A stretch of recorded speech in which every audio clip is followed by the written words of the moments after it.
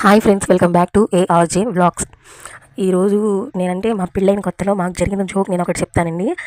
అయితే మా పెళ్ళైన కొత్తలో అంటే అటు ఇటు తిరగడం అంతా అయిపోతుంది కదా. ఆ తర్వాత మా హస్బెండ్ వచ్చి అంటే అప్పటి వరకు నాతో అంత సరిగ్గా ఏం మాట్లాడలేదు.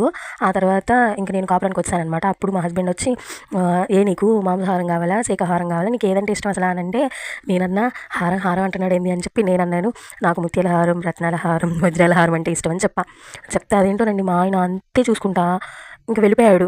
ఏంటినా అంతే చూసుకుంటూ వెళ్ళిపోయాడు, ఏం చెప్పకుండా వెళ్ళారేంటి అని ఆలోచిస్తున్నా. అయితే ఆ తర్వాత మా అత్తయ్య వచ్చారు.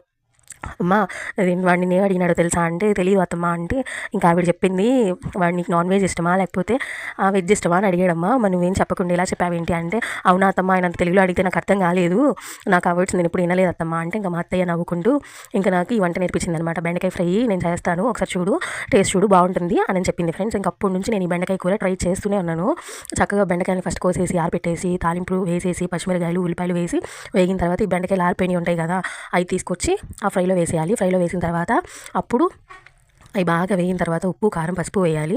ఆ తర్వాత శనగుళ్ళు వేయాలి. ఆల్రెడీ శనగపప్పులు మేము వేపుకొని పక్కన పెట్టుకుంటాము. పొట్టు తీసేసి అంటే కొంచెం పొట్టు ఉండి కొంచెం తీసేసి అట్లా చూసుకొని వేయాలన్నమాట.